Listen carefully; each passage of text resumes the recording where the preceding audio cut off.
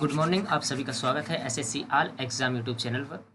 अगर आपने अभी तक SSC all exam YouTube channel को सब्सक्राइब नहीं किया है तो सबसे पहले आप इसको सब्सक्राइब कर लेंगे एंड साथ में बेल आइकन भी दबा लेंगे, जिससे आपको आने वाली जितनी वीडियोस मैं अपलोड करूँगा वो उन सभी की नोटिफिकेशन आपको मिलती रहे। इस वीडियो में हम डिस्कस करने वाले हैं कंप्यूटर के कुछ इम्पोर्टेंट क्वेश्चन जो लगभग 20 हैं। ठीक है, चलिए शुरू करते हैं। जो कि basically BSF head constable ministerial exam में पूछे जा सकते हैं, उसके बेसिस पर हम इस वीडियो में इन क्वेश्चन पर डिस्कस करने वाले हैं, जो कि कुछ एमसीक्यूज हैं। पहला क्वेश्चन है, इनमें से कौन एक हार्डवेयर घटक नहीं है, सॉरी इनमें से कौन सा एक हार्डवेयर घटक है।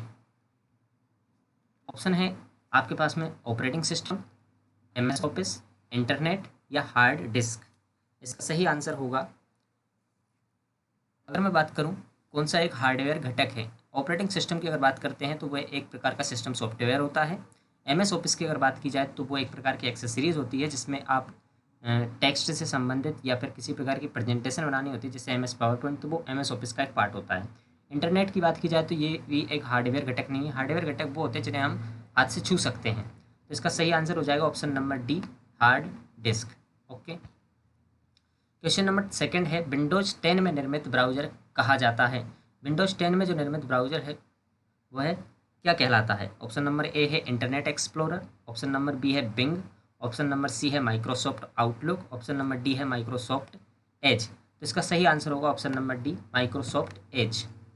विंडोज 10 में निर्मित ब्राउज़र को माइक्रोसॉफ्ट एज कहा जाता है। क्वेश्चन नंबर 3 है, एक इनपुट डिवाइस है जिसका उपयोग चयन या हाईलाइट करने के लिए किया जाता है। एक इनपुट डिवाइस है, बेसिकली इनपुट डिवाइस क्या होती है, आपका प्रिंटर तो आउटपुट होता है। इनपुट डिवाइस वो होती है जिसमें आप कंप्यूटर में कोई डाटा इंसर्ट करते हैं, जैसे कि आपका कीबोर्ड हो गया, आपका माउस हो गया। ठीक है, यहाँ पर बात की जा रही है एक इनपुट डिवाइस है जिसका उपयोग चयन या हाईलाइट करने के लिए आप करते हैं।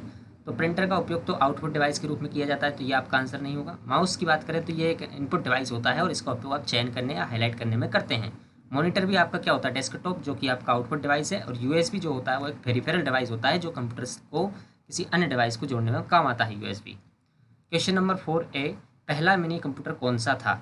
Option A PDP-8, ENIAC, unisex या एडवेक। पहला मिनी कंप्यूटर था आपका PDP-8। ऑप्शन नंबर ए आपका सही आंसर होगा। क्वेश्चन नंबर 5 देखिए, इनमें से किस जनरेशन के कंप्यूटरों में पहली बार उनके सीपीयू में इंटीग्रेटेड सर्किट का उपयोग किया गया। आपका ऑप्शन है, ऑप्शन नंबर ए पहली जनरेशन, ऑप्शन नंबर बी तीसरी जनरेशन, ऑप्शन नंबर सी चौथी जनरेशन, ऑप्शन नंबर डी दूसरी जनरेशन। देखिएगा, कंप्यूटर में पहली बार उनके सीपीयू में इंटीग्रेटेड सर्किट का उपयोग जो है वो तीसरी जनरेशन में किया गया था। पहली जनरेशन की बात करें तो इसमें वैक्यूम ट्यूब का प्रयोग किया गया था। दूसरी जनरेशन की अगर बात करें तो इसमें ट्रांजिस्टरों का प्रयोग किया गया था। और तीसरी जनरेशन में आपका आईसी यानी इंटीग्रेटेड सर्किट का यूज हुआ। और चौथी जनरेशन में आपका माइक्रो प्रोसेसर या LVSI का यूज होने लगा। क्वेश्चन नंबर 6 है, LAN का पूर्ण रूप क्या होता है।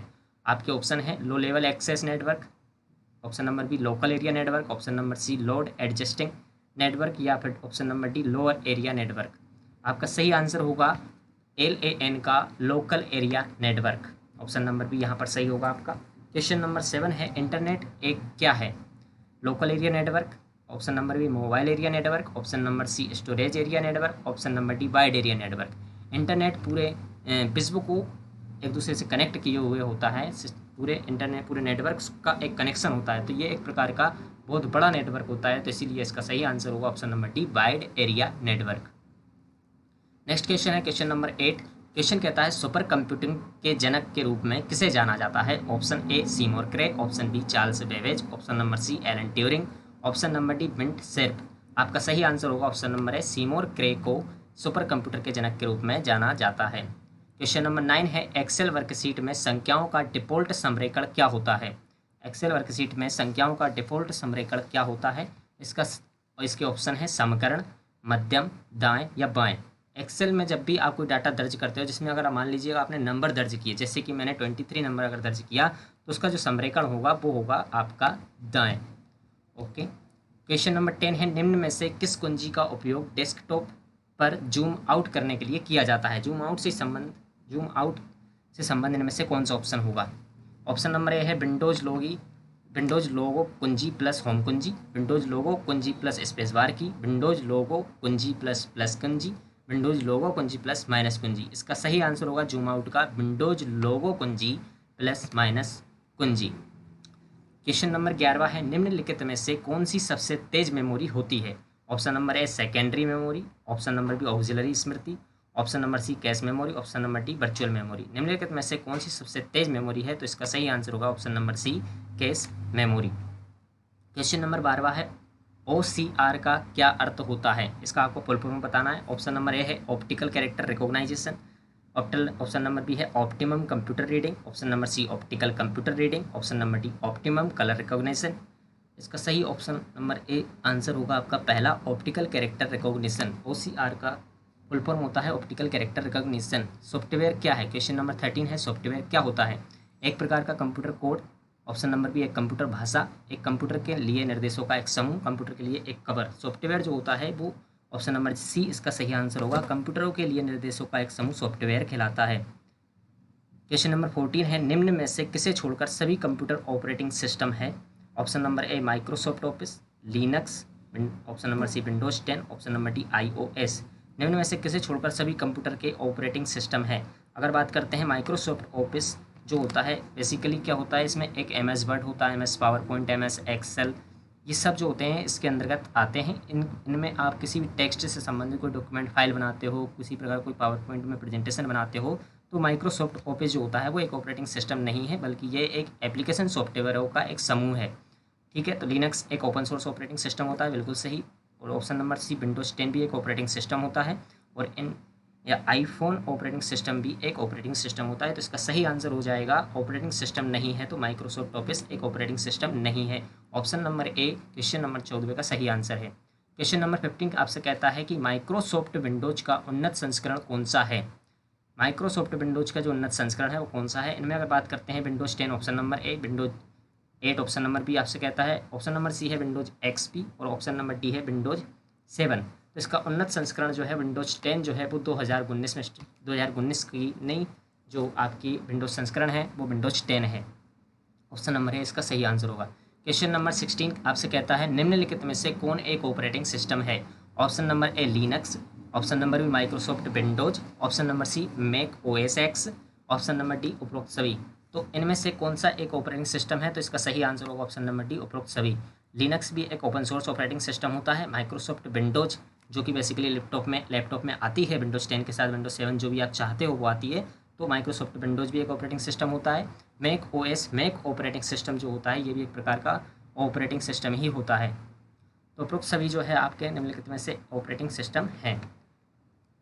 क्वेश्चन नंबर 17 आपसे कहता है BOSS का मतलब क्या होता है? ऑप्शन ए नंबर है Bharat operating system solutions, option number B Bharat operating system solutions, option number C Bharat open system solutions, option number D Bharat occupational system solutions. इसका सही आंसर होगा option number B Bharat operating system solutions. Question number 18 आपसे कहता है output device का उपयोग करके उपयोगकर्ता खालिस्तान कर सकते हैं। आउटपुट डिवाइस का उपयोग करके उपयोगकर्ता क्या कर सकते हैं? ऑप्शन नंबर ए है डेटा को इनपुट कर सकते हैं, ऑप्शन नंबर बी डेटा को स्कैन कर सकते हैं, option number C data process कर सकते हैं, ऑप्शन नंबर डी डेटा को प्रिंट या डेटा को देख सकते हैं। इसका सही आंसर होगा डेटा को प्रिंट या डेटा को देखना। आउटपुट डिवाइस क्या होते हैं? जैसे कि आपका डेस्कटॉप का जो मॉनिटर होता है वो स्क्रीन होती है, वो आउटपुट डिवाइस होती है। आपका प्रिंटर होता है तो वो आउटपुट डिवाइस होता है। ठीक है, तो डेटा को प्रिंट या डेटा को देखना ही क्या कहलाता है? आपका आउटपुट डिवाइस का उपयोग करता है। डेटा को इनपुट करते हैं तो हम वो इनपुट डिवाइस से करते हैं। डेटा स्कैन भी किया जाता है तो वो इनपुट डिवाइस, क्योंकि स्कैन कर रहा है वो आपका कंप्यूटर के अंदर उसको लेने के लिए कर रहा है। डेटा को प्रोसेस करना वो एक प्रकार का एप्लीकेशन सॉफ्टवेयर करता है डेटा को प्रोसेस। इसका सही आंसर होगा option number D. Question number 19 आपसे कहता है निम्न में से कौन सी कंप्यूटर की आउटपुट डिवाइस है? Option number A speaker, option number B MIDI device, option number C trackball, option number D camera. निम्न में से कौन सी कंप्यूटर की आउटपुट डिवाइस है? ऑप्शन नंबर ए इसका सही आंसर होगा स्पीकर। स्पीकर से आप किसी प्रकार का सॉन्ग या किसी प्रकार वीडियो देखते हो तो वहाँ पर आवाज़ें आती है उस स्पीकर के माध्यम से, तो वो कंप्यूटर की आउटपुट डिवाइस है क्योंकि डाटा आपको बाहर देखने को मिल रहा है। क्वेश्चन नंबर 20 है कंप्यूटर के आवश्यक घटक कौन से हैं? कीबोर्ड और माउस, प्रिंटर और डिस्प्ले यूनिट, सॉफ्टवेयर और हार्डवेयर, NIC कार्ड और USB। देखा जाए तो कंप्यूटर के सभी ये घटक होते हैं, लेकिन आवश्यक की अगर बात की जाए जिसके बगैर कंप्यूटर कार्य ही ना करेगा तो वो होता है आपका सॉफ्टवेयर और हार्डवेयर। ठीक है, जिस प्रकार सॉफ्टवेयर जो होता है हार्डवेयर दोनों मिलकर के ही एक कंप्यूटर बनाते हैं, तो ऑप्शन नंबर सी इसका बिल्कुल सही आंसर होगा। अगर आपको वीडियो पसंद आता है तो आप SSC all exam YouTube channel को सब्सक्राइब कर